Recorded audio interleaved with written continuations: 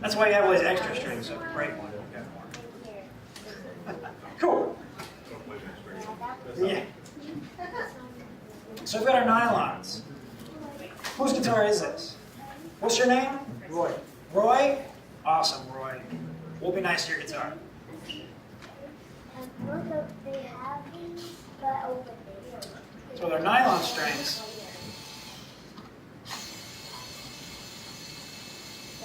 We're going to tie on a lot of stuff.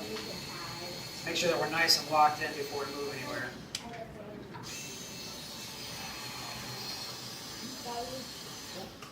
And on our bridge side,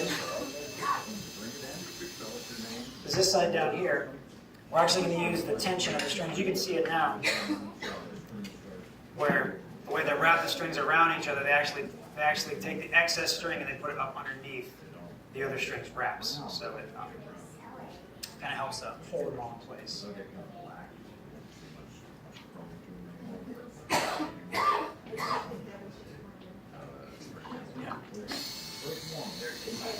Yeah. Nylon strings are fun and frustrating because the strings are very stretchy. Something that I find helps with nylon string guitars is to have something that's small and sharp, not to dig into your guitar with, but to help you kind of grab the string at certain points and to unwind or wind stuff together. So we have this nice little tool where it's just a bent metal bar with a sharp point. So, but again, always be careful with stuff like that because your guitar is usually made of wood. And you don't want to take out big chunks of stuff.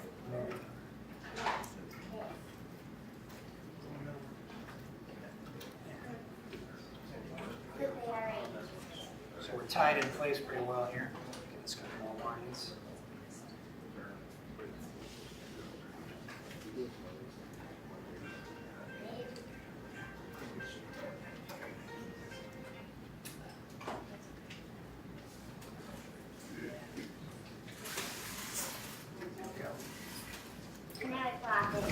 They're not tied on the top of these wraps. These are wrapped. I do this a little differently than Dan does. I'm not sure how the good doctor over here does, but I'll show you what I do.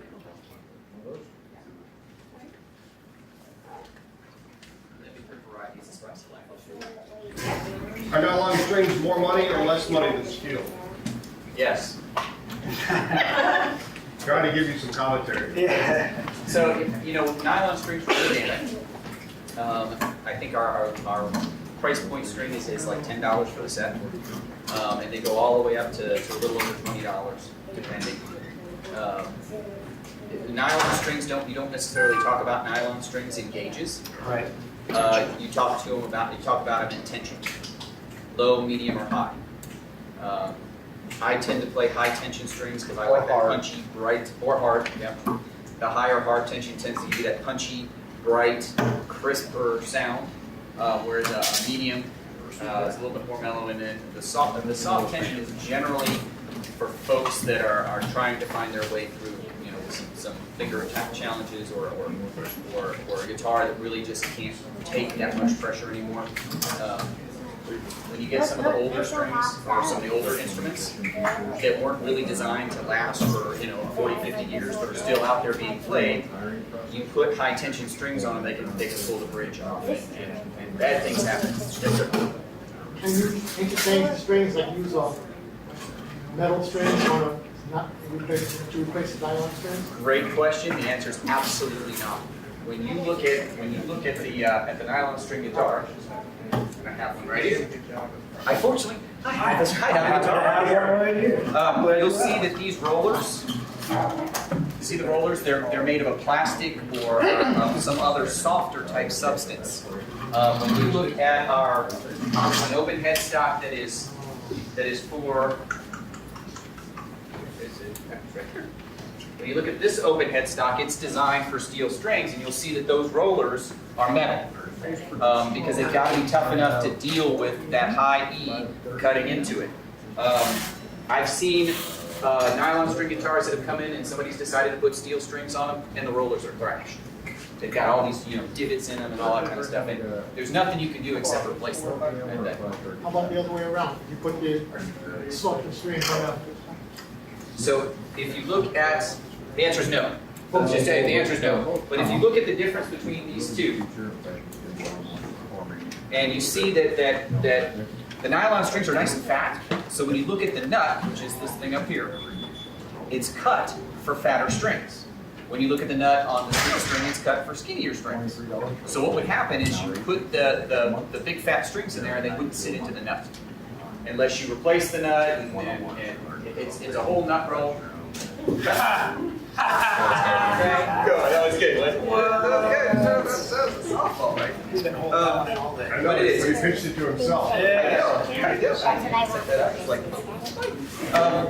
But yeah, it's just a whole lot of work for no real return. Nylon string guitars are designed and built to handle the nylon strings and produce that great, warm, wonderful sound that you get from them. Whereas the steel string guitars are designed to give you that punchier, crispier, brighter sound. Yeah. And it's good that we got both, because there are times you want one sound and not another. So you should own many, many guitars, and they should all come from Wickham Brothers. Less tension on a nylon string than steel or more? I have never actually measured the tension. Scientists. And we're getting the same, Oh wait, Tommy? There's less tension. I've seen people put nylon, steel string on classical guitars, and it either pulls the face up, or warps the neck, or both, or the bridge starts coming up. It's like it'll destroy your guitar. Not just the tuning peg, but the guitar itself. Yeah. So less tension on the nylon to get to the. There you go. Thank you, Tommy. Yeah. Well answered. See, we at Wickham Road Music work together I didn't mean to play something. to come up with some answer. Whether it's right or not, Sounds good. yeah, Bruce will. So we've got the guitar unstrung here, and this is the best time to give your guitar some love. We tend to. You can totally, yes. So one of the things that I will tell you at home, if you're doing this at home, change one string at a time. Don't take all the strings off like we do here, because you will lose the octave. And I say this especially for the steel strings and the electrics. You'll snap that high. You just will. You'll be off by an octave, and that thing will pop on you, and then you'll be back buying more strings from us, which is good for us, but not so good for you guys. Unless you have other guitars around the house and you can keep the octave there, you just end up screwing yourself up unintentionally. So just a tip, pro tip. Pro tips. Pro tips by Don. It's a YouTube channel. It came from Don, but more like a media manager. Medium. Seasoned novice. Yes. What did you mean by losing the octave, Dr. Don? I'm sorry, I was being schooled. Yeah. You know that old saying, if a tree falls in the forest, the husband is still wrong? So I'm sorry. So what happens is, so you start to try and tune yourself up, but you don't really have that jumping off point. So now you're kind of just going, okay, I've got my tuner going, and now am I on the right octave or am I an octave too high? And then all of a sudden, because you're above that high E where you thought you were, and you don't even get to that next level. You just, Yep. And trust me, when you snap a string, it can hurt. I'm just saying right now, it can sting. It can sting. I make Junior do it all the time. Junior, snap that string. Just because, I need the entertainment. It's a little sick. Hello. So once you have your guitar, and you're changing the strings or whatever, this is a good time to give it some TLC. And this gives us an opportunity to get to the guitar where normally the strings are covering stuff up. So when you're playing your guitar, you should have clean hands, hopefully, just give them a good wash. But our hands get oily and stuff, and we sweat when we're playing and things like that, so our neck tends to get this gunky buildup on it. At the house, I would always take just like an old toothbrush to them, not one that I actually used or my wife or anything. But But I got turned on to these little plastic razor blades when they sell them next door. But these little plastic razor blades are great because they're not actually going to dig into the wood and hurt anything. Don't use a metal razor blade in your guitar. Just going to put that disclaimer out there. Don't use a metal one, but the little plastic ones are great. You can come in here, just kind of scrape around, up and down on the, all the places where you might see buildup on the neck. I'm not going to do all that today for time's purposes, but we've got, you can put like some lemon oil or different types of oils on the actual wood itself, rub it in, just sort of rejuvenate the instrument while you've got it in a nice state like this. So clean everything up, get all that gunk off. But really while you play, when you're done, wipe your strings down. They make some good cloths for that. Get on top of the strings. You can even shimmy some of the thinner cloths up under your strings and get all that gunk off. You'd be surprised how much of it actually builds up. And it's kind of gross. I have a question about that. Yeah. How long is it okay to leave it after you clean it? Is there a time period for it not to be okay after you put the oil on it? What do you mean not be okay? The conditions without restraining it right away. Oh, the guitars are built to be under tension. A lot of them they have a truss rod in there, which is physically bending within here, and it's designed to be under tension. So, leaving a guitar, I always learned at least, leaving a guitar unstrung is not the best way because, like I said, it's built to counteract the tension that the strings put on it. So, otherwise you're going to have like the neck bending back and stuff like that. So yeah. So what I do with a nylon string guitar is I always start up here at the headstock, and again we're gonna do a quick little tie. So what I do is we're gonna start with our high E string. So I pull it through, and I pull a good bit of excess through our little winding post here, our little tuning post, and then I actually come back around. So I've surrounded our little tuning post in here one time, and then I go back through the same hole.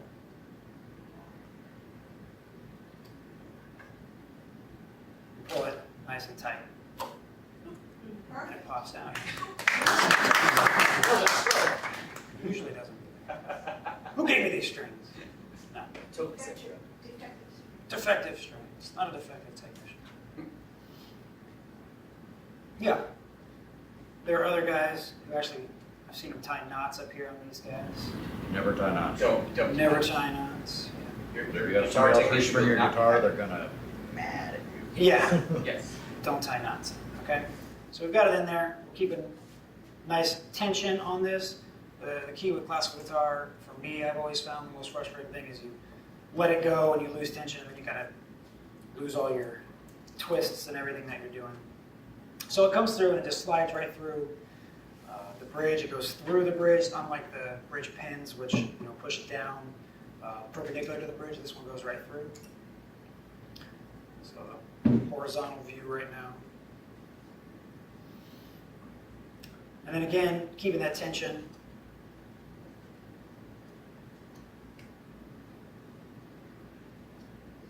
We're going to make a little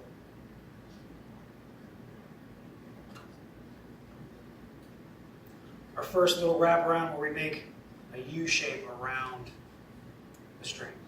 So we just kind of tighten ourselves onto our string. Keep that tension. Back around. Back around again.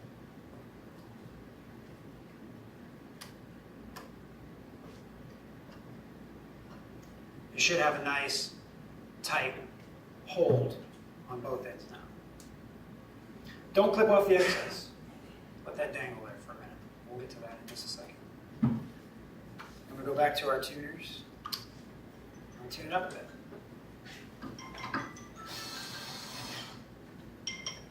And again, you want to make sure that the coil is nice and clean. These are going to slide around on I did, thank you. the tuning peg. They're not going to stay nice and tight like the steel strings do. But you still want them to be nice and clean. Oh, this guy's slipping out. That wonderful knot that I told you guys about is failing me today. Of course, because you stand here in front of people. The knot, yeah. It always happens that way.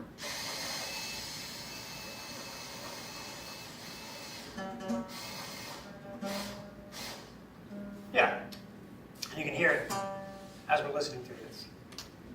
Stretching as it goes. So yeah, that's your first string. Do you want to show how you...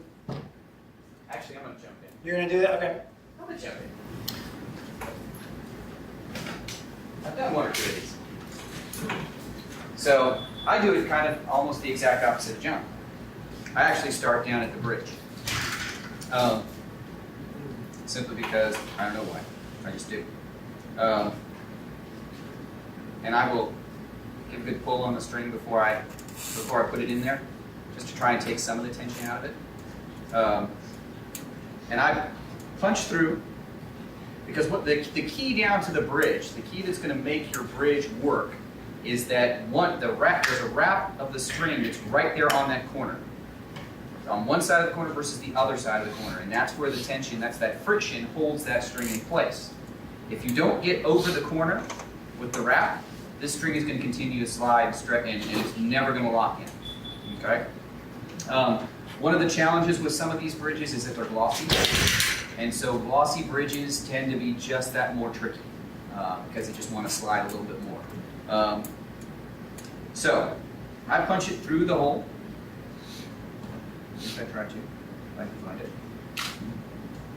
Okay? And then I'm going to go under the tail of the first string. Which is why you don't clip it. Right. Because that's part of what's going to hold that string in place.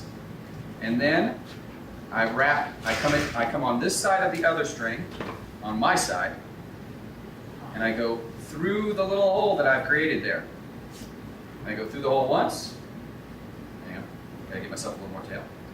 Go through the hole once, and through the hole twice. Now on my high E, I go a third time. And then I'm going to take it and kind of pull that knot so that I'm definitely catching that corner. And I give myself a nice pull, because now I don't have to worry about keeping tension on there because I've created that looping tension, and you just kind of, there's like a memory with this nylon that'll hold on, okay? And then I come up here. Now I'll punch through the tuner, okay? And then I'm going to come up above the tuner in that big space there between the two tuners. I'm going to come up, and I'm going to put a little tension on here, and then I'm going to go under the string, like so. And I'm going to come back up, and I punch back through that big gap there. And then I'll pick up the headstock like this, put the little spinner on there, and as I wind this string, the long part of the string is actually going to stitch down on the tail that's gone through the tuner, and it will hold it in place. And that's all you really have to do. Now make sure that you don't do what I did the first time, which is leave the tail in the hole of the tuner, and then it just keeps sliding because it's not resting on the roller. So right now, the tail is resting on the roller, the solid part of the roller, with the string, the main body of the string resting on top of it. So as I wind this up, it's going to hold it in place. And it's just that simple. And if you're lucky, and you get 2 winds out of it, you can put the tail twice on there. There it is. And then you can clip that, don't clip this, and there you go. It's just that fast. Then Dan will show you a completely different one. Now I'm going to show you an example of what he's doing there. Oh. And that is, so the string went through, and he brought it back up around like this on the machine. So as it winds up, it actually cinches onto the tail. Does that make sense? You guys can Can you do that again? Everybody's feel free to come on. Yeah, guys, please walk up here because this is really, if you're a nylon string player, you definitely want to come up here and get a view on this. It's very different. Like fishing. It is. It's very different than what a lot of players will do. Like John does the double punch through, which is fine. I just prefer this way because it's so much faster, and it's just like lightning, it's just and it's done. You see how you brought it back around? See, now it's overlaying that little loop. So that string is now going to hold that little section where it's going to cross down as you tighten it up. string is actually holding down the tail. Yep. You got pinched on both ends. And I tend to take my guitar, each string up to pitch full on as I go through, simply because I want to know it's not slipping. So it's my OCDness. You don't have to do that, certainly. It's just how I tend to do it. And as far as the back piece goes, we all do that a little bit differently, but John likes to send them all in one direction. So he starts at one side of the guitar and works his way down this way to where they all overlap each other. I start at the E strings and work my way in, so they overlap in the middle, and I do the center two lines. That way, I've got OCD, it's all in the center, everything's all even Steven. There's nothing wrong with that. There's nothing wrong. Either way works. It's totally personal preference, whether you go all one direction or if you start the outside and work your way in. If your guitar stays in tune, the strings aren't slipping, and there's no damage being done, That's all that matters. you get it right. There you go. Cool. Let's keep working on this guy. Steel strings, we all do the exact same. Yeah. Cut the string ahead of time. I have a question. Yes. Do you ever have contests with each other to see how fast?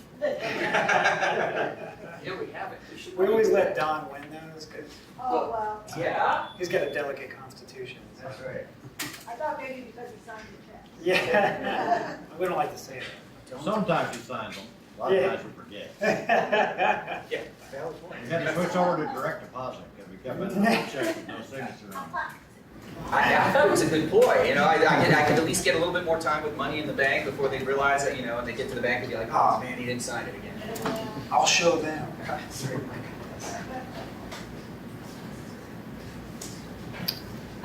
Yes. Yes. Concerning the tone of the guitar itself, I'm just learning how to play. I like a warm jazz tone. Does the nut, someone told me, I'm not sure if it's true or not, does the nut when it gets off and the bridge make a difference in the tone? Very minutely. It's more superstition, I think, than it is actual follow through. It does affect it, but whether or not the human ear can really differentiate between a bone nut and a plastic nut, Yeah, that's it. it's just up to your own opinions on that. You know. Just go up your level and get to Yeah. It's like, for instance, how many people, by a show of hands, think that the cutaway on the guitar affects the sound? Does the cutaway affect the sound by show of hands? Do you think the cutaway will affect the sound of the acoustic guitar? No. Yeah.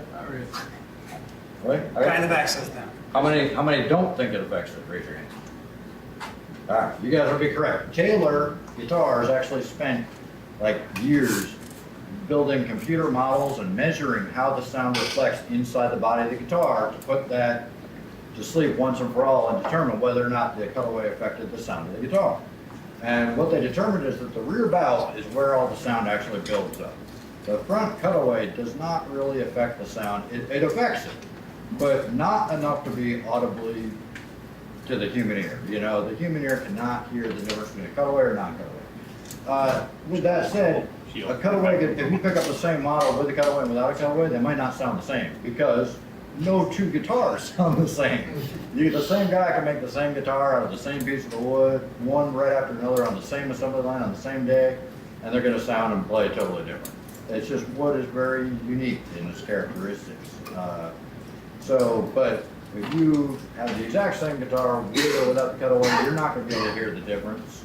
And that's why they started putting the electronics on the upper bout instead of the rear bout. Because if you do cut a big hole in the rear bout of the guitar, you will actually affect the sound of the guitar. And that's what they discovered. To the same question that he had about the tone, right? What about the medium tension versus the higher pitch? Does the medium That will affect the sound. but would it give you like a warmer sound? It depends on the guitar, actually. Different strings, and also your playing. How heavy your right hand is will also affect that in the outcome. Your hands are actually some of the biggest effectors of Your tone. hands are the most important in impact. Like, for instance, do we all know who Jimi Hendrix is, I'm assuming, right? And have we all heard Stevie Ray Vaughan? They both played identical rigs. The exact same Marshall, the exact same modified twos, the exact same Fender Strat. They don't sound anything alike. Those two players are completely polar opposites as far as what you hear when you listen to them. But they had the exact same guitar rigs. If you put Jimi Hendrix on Stevie Ray Vaughan's guitar rig, he would sound exactly like Jimi Hendrix. If you put Stevie Ray Vaughan on Jimi Hendrix's rig, he would sound exactly like Stevie Ray Vaughan. Because Hendrix had a very lazy right hand, and Stevie Ray Vaughan has a very aggressive right hand. Very heavy. So, because he's so heavy-handed, he actually played very heavy strings on his guitar and got a very clean sound out of it. So, yeah, at the end of the day, the right hand is the most important thing to determining your sound when you're playing guitar. But normal tension as opposed to hard tension will impact it as far as different guitars are going to respond differently to the different tension strings. Also, your playing style is going to respond differently to the different tension strings. So it's kind of that thing where you just want to try all of them and see which one works best for you and creates that sound that you want. Nobody can tell you how your ear's going to respond to the guitar or the specific strings. You know, everybody just kind of best to experiment and try different strings from different manufacturers. Because, like, even like a medium tensor from one manufacturer may not have the same impact as a medium tensor from another manufacturer. The strings may respond differently. Personally, I'm a very heavy player with my right hand, so I like the harder tension strings because they respond a little better to me. And generally, you're going to get a little more vibration out of the harder tension. So harder tension is going to respond a little better with the sustain and with holding notes out and give it a little more impact. Your hand won't be as easily moved by the strings. They're not as spongy, so you get a little more precision out of the harder tension. But again, it's the guitar itself and how the wood's going to respond to the vibration of that particular string, and then how your right hand is hitting the strings to create the response. Well, and what the guitar is made of. Yeah. Type of wood, laminate versus solid, those do affect the tone.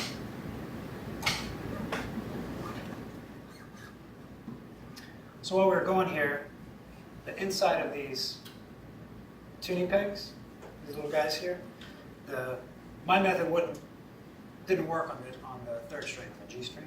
It was actually getting caught inside. There's enough room for it to go through, but because of the construction of the inside thing, it wasn't actually going through. So I switched to Don's method, and it worked.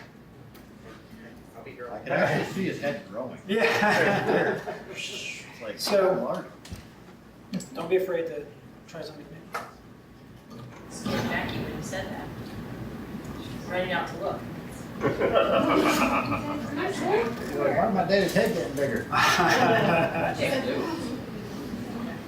You're gracing us with your presence. That's nice. You addressed for a little bit how often to change steel string guitars. They get tarnished, they get dirtier. How about for nylon? I'll just never change it. It's too much work. Too much work, Yeah, no, yeah. I got it. Just buy a new guitar. Good answer. Okay, that was it. You covered nicely on that one. No, it's I mean, it really depends on any guitar. It depends on how much you play them. But How acidic your sweat is. how acidic your My sweat is. is like pure acid. It's because he plays a lot of death metal. That's why. That's it. No, so really the same indicators that we find on steel strings, we find a lot of the same ones on nylon. Where you'll actually see them getting grimy. You'll see them, they don't want to hold their tuning, or the intonation starts to go bad, and everything else on the guitar is checking out. But they'll start to lose their brilliance. Is there any strings that don't have the largest, the heaviest strings, if not wound? That are unwound. On the three lower strings, you mean? Yeah. Not to my knowledge. In fact, Diodario started putting composite core on the third string now too, on the nylons. That's Because logic. Yeah, the windings tend to be a good thing. You know, it helps the string vibrate more. They hold up longer because of the fact that there's a core and then a winding, so it's two pieces instead of just one piece of nylon. So they tend to last longer. They don't stretch out all the way as fast as just the single plain nylon strings do. But they're all better than the original nylon strings, which were actually made from a gut from a cat. Yes! You hear them called catgut strings? That is because historically that's the original loops, where there is a gut in a cat that stretches and stretches and stretches without breaking. And that's what they were strung up with. So we're hoping they only used cats died of natural causes back then, but What color cat do you need? they call it just for a reason, you know? If you go to Google, Darker cats have darker tone. it says, Higher tension. if you find a really stressed out cat, that's the high tension. Squeaky kind of cat. Can you imagine how bad those instruments must have smelled? I mean, that's my, I'm just like, oh, God. Imagine the musicians. Oh, Yeah, I was gonna say, between the musicians and the cat, So I noticed that still you started with the low, and so you started with the highs, and reason for that, or just. He's a psychopath. To facilitate what we're doing here on the end, which is where the thinner strings are being wrapped underneath the bridge wraps of the thicker strings, of the lower strings. So I generally start with the lower strings, just from blank guitar for whatever, however many years I've done. But for the nylon strings, yeah, we always start with the higher strings. So when I say higher, I mean higher pitched.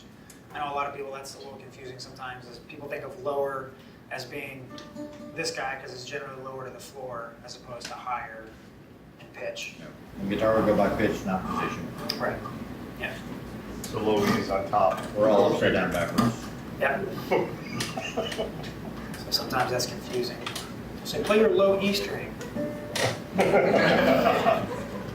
Now you're wrapping all the tails, as you move up, you're wrapping more and more tails underneath. That's right.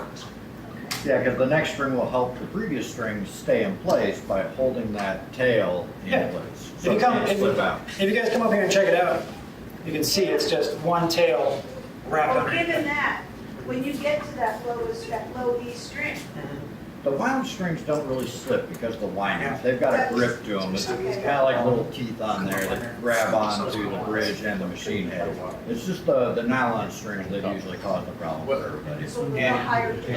Well, and Yes, there's a thicker Really, ones. you're only You're not gonna wrapping get as many windings. the high E is wrapped underneath the B is wrapped underneath the G. The G does not wrap both the high E and the B. He's not taking, this high E is not wrapped all the way. It is, John. It's not supposed to be wrapped. Yeah. Certain cats are gonna get some remedial training, it's fine. But generally speaking, you only have to have it under the one next string. Although now I will tell you, I've come across some guitars that have given me a serious gunfight, where I've actually had to put knots down at the bridge to hold that string because the bridge was so poor, and I got my winds, I'm doing everything I've always done it, and that string is still just pulling right through, and I'm like, are you freaking kidding me? And so I've had to actually put a knot in there underneath the B string to hold that against the G. It's just crazy. But you got to improvise, adapt, and get it done for that particular guitar. It tends to be on the lower end guitars that have the poorly built design bridges, things like that. But like this guitar's having no problems holding what it's got, so it's all good. Yeah, it's usually the guitars that are either really worn out on the bridge because people use improper stringing methods, that the holes get kind of warbled out and then the string will just slide right through them. You could replace the bridge though, right?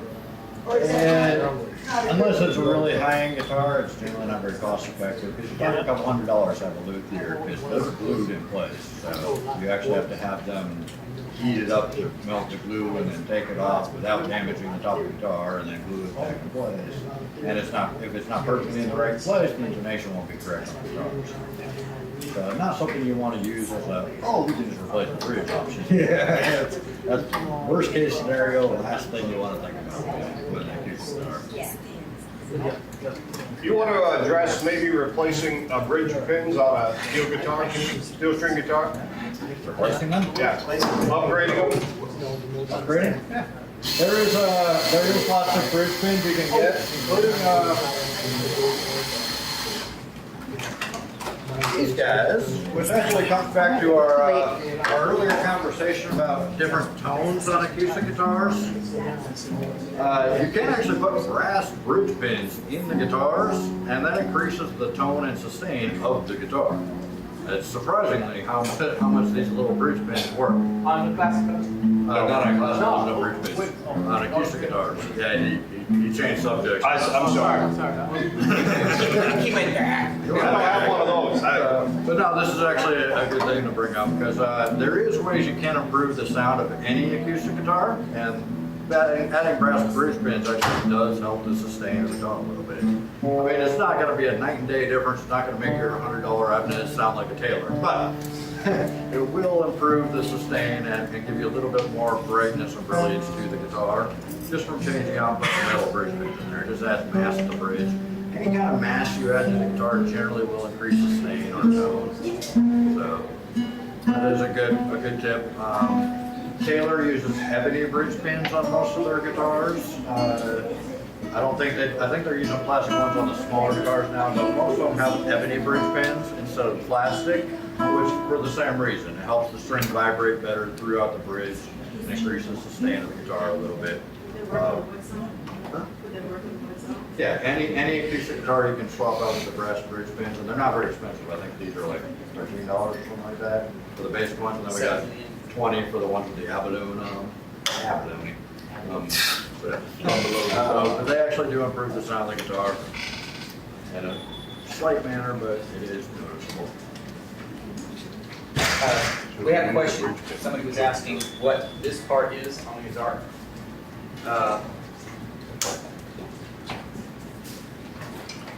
That's the saddle.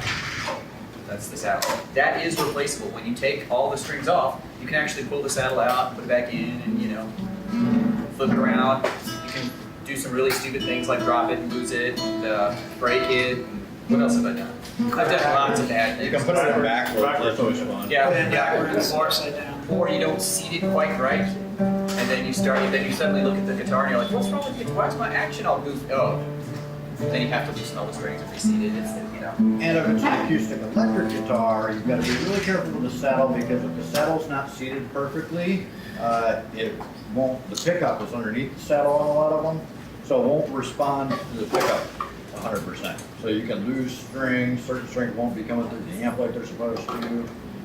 So you do want to be careful with the saddles when you pull the strings off your guitar. Make sure you don't let them slip out of place or drop them and end up putting them in backwards. Yeah. Especially on a steel string guitar, because they usually compensate for the B string on those. Oh yeah, see them all set together. So while he's grabbing a guitar, once you're done, we generally take all the excess string down here at the bridge and just clip it off in a nice uniform place. I always take the end of the elevated part of the bridge, just clip it right there. Then your guitar has the strings. Well, you want to do that a couple of reasons. Not just to make it look pretty, but also if those strings are loose, either at the headstock, the tails are flopping around at the headstock or at the bridge, they'll vibrate. Yep. And you get this buzzy sound, you'd be like, what's making my guitar buzz? Again, learned it the hard way. It's all that wine we had. It's not that I wanted that yet. You guys charge more or less to do nylon versus steel to restring them for us? For you, or just like a No, for you, this price, not that You always pay a lot extra. price. I don't mind that, shop local. Nylon is a little bit more. Nylon and also the electric guitars have the floating Floyd Rose style bridges or more, and 12 strings are a little bit more, because those are a little more difficult to restring than a basic 6 string. This is what I was talking about with the, I don't know how well you all can see, but there's, on the B string, there's a little notch on the saddle. That's because technically the straight frets are the incorrect way to do this. Every string should have a different scale length on it, but that would be a lot more complicated to build guitars. So what they do is the G and the B tend to be the most problematic, so they will usually compensate the saddle a little bit to make a little bit longer scale for the B string. And if you take your saddle and it falls out of the guitar when you're restringing it, and you put it back in backwards, now you're going to be shortening the A string, which would be even worse, because now you're going to have 2 strings that just don't want to play right. So this is mathematically how a guitar should be built, and people are building them now like this. This is called fan fret.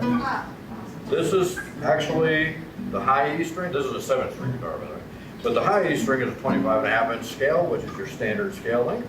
The low string is 27.5-inch scale, which is your what they call baritone scale length. All the other strings are actually compensated evenly throughout in between. This way you get proper scale length on every string. But they just started doing this a few years ago. Before then, you know, throughout time, they've all been straight frets. And it's much easier to build those than it is to build these. So that's why they have to compensate the B string on some of the guitars. So when you see that little notch, that's kind of important because otherwise your B string won't tune up as well as you want it to. So with a nylon string, well, with any guitar, but nylon strings especially, it's going to take a little bit of time for these strings to stretch and settle into place. So As soon as you tune it, it'll be out of tune. it'll be added to. Yeah. And So for a just, week. yeah. So keep, you know, the more you play it, the more you tune it and everything, and stretch those strings out, the quicker it'll fall into place and actually stay for you. And that's true for any guitar, but here in Florida especially, we have a lot of, you know, low humidity, cool temperatures, and then you go outside and your face melts off, and the humidity prevents it from ever solidifying again. So, Pro tip I use when I restring my guitars or customer guitars is I will actually tune it up. I will tune all the strings up, and then I'll actually tug on the strings a little bit and then tune them up again. Do that a couple times until when you tug on it, it doesn't go flat. right. That's pre-stretching. Now, that does mean that they will go dead a little faster, but technically, you're going to get the same amount of productive playing time out of it, but it saves you a whole lot of extra tuning time. Right. So I kind of pre-stretch them. That way, they're stretched and ready to go. You don't go out of tune as often for when you put fresh strings on there. I learned that because, you know, I would do a lot of shows like Friday and Saturday night back to back, and I am very adamant about putting fresh strings on before every show. So I would literally change the strings right before the show. And you can't be going out of tune when you're on stage. So Yeah. I pre-stretch my strings, that way I know that they're gonna hold tune for the rest of the night. Yeah. But one of the things you don't want to do is go and crank your strings up well past your target pitch. Right. So don't take your high E and decide, oh, I'm going to take it up to a G and that'll be just fine. It damages the string and There's too much tension on the neck. that too. It's just bad. Don't do it. So if you're in alternate tuning, then you go up to standard and let it stay and then go down, or is it okay to go straight to alternate? Just go right straight up to the standard tuning, and then, you know, they'll fall, you know, especially on nylon. You tune up to E and how's it? A all of a sudden. Yeah. But just kind of stretch them, tune them back up to the standard pitch. He means you don't want to go over the tuning, because then you're putting too much tension on the neck and the bridge. And you're taking the brightness out of the string. I mean, like if I'm, say I'm gonna drop down, do drop D, do I tune it the first time when I'm putting them on? Do you keep it in Keep it a drop D, Well, go up do to you keep standard? it in drop D? You keep- Typically, yeah. Just take the D. Yeah, Just out of habit, I tune them up to standard and then get it stretched out and then drop it down to D, just because you get a little more stretch on the string. But if you're just always in drop D, it's fine to tune it up to D and then re-stretch it and keep it at D. A full step like that on any given string isn't really going to do a whole lot of impact on the truss rod or anything. If you're doing like all the strings a step apart, a step down or a step up or whatever, then you want to actually make sure your truss rod's adjusted for that tuning. Does the tremolo bar, I think that's what you call it, the whammy bar? Tremolo bar is the scientific. Whammy bar is what Whammy bar. Or twanger bar is the southern. You're twang twanger. Sometimes, doesn't that take it out of tune or something? If it's not set up properly, it will go out of tune. And if it's a single locking, which means like the Fender style tremolos, just the ones that don't have the lock nut on the headstock. Like example A, Example A. twanger bar number 1. This is technically not a tremolo bar. This is a vibrato bar. This is just made for slight vibrato. If you dive bomb with this, these little screws are going to start flying across the room at people, and somebody's going to lose an eye. And You're going to be a rock star, so add that in there. So, when you see the 6 screws like this, these are not made for whammy tricks. These are not made to go very far. They're just made simply for vibrato, slight vibrato. This is what's called a double locking tremolo. The reason it's called double locking is because you actually cut the balls off of the strings down here, kind of like a puppy took to the pound. You actually cut the ball into all the strings and you lock them down in here, so they're locked here, and then you've got a lock nut here that locks the other side.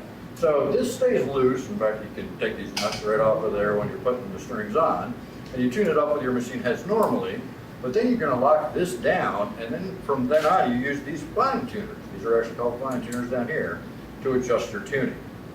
And now this bar that Don did not give me one that actually has a bar on it, so I don't Showing know it has a bar over there. Use a screwdriver.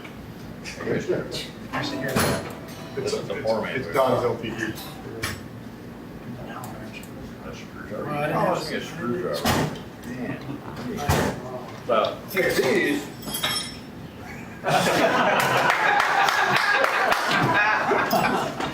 Thanks, John. I'm helping. These, with an actual bar, not a wing, or not an Allen wrench, you can go as far down as you want, to where the strings are literally falling off. These are really cool for lots of tricks. And you can pull up on them too. And this thing is still in tune because it's locked. It can't go out of tune. There was a kind of famous metal band called Pantera, and their guitar player had this crazy guitar with the crazy shape, and it had this gigantic headstock on it. It was a Dean, so I had this like headstock that looked like, hideous. Anyway, but he had the double locking, tremolo on it, and they used to let people, get rowdy on stage with them. So they'd have like half the audience up on the stage, moshing around it, bumping into them and stuff. And his headstock had been broken off of his guitar literally like a dozen times. And he finished the show because you can literally cut the strings here with this lock nut locked. It does not go out of tune. These machine heads do nothing right now because it's locked. So this lock and this lock keeps those strings perfectly at the tension that they're set at. So you cannot knock it out of tune no matter what you do with it. If it's set up right. If it's not set up right, you touch it down and the strings all go low, and you pull it up, all the strings go sharp. But as long as it's set up right, these will not It's go the out of same tune. with the Bixby. The one that has like No, Bixby will go out of tune if you look at it crooked. Yeah. Bixby's are not double locking. Bixby's Bixby is another one that's just intended to be a vibrato bar. It's not really made to do tricks with it. Some people will dive bomb them and stuff like that, but it will go out of tune because there's no lock nut here. So when you actually pull up, you're pulling on the wraps in the machine heads, and the wraps on the machine heads is where your strings are going to go out of tune on you. Because this is where the strings stretch the most, because when you put them on and you tune them up and everything, you haven't stretched what's in here overlapping on the machine head. There's no way to pre-stretch that. So that's why a lot of the companies nowadays have come out with locking machine heads. I don't know if you've seen those. They've got either the thumb wheel on the back or they've got the screw head on the front here. They actually lock the strings to where you cut the strings completely flush and lock the strings in the machine head So there's no wraps up here. So with those type of locking machines, you can use your twanger bar a lot more and not have to worry about it going out of tune. But anything that doesn't have a lock nut on it, if you use this to dive bomb or pull up or anything like that, it's probably gonna go out of tune. That's why they're just made really for vibrato. This is a whammy bar or tremolo bar. That is a vibrato. Good questions. Good questions.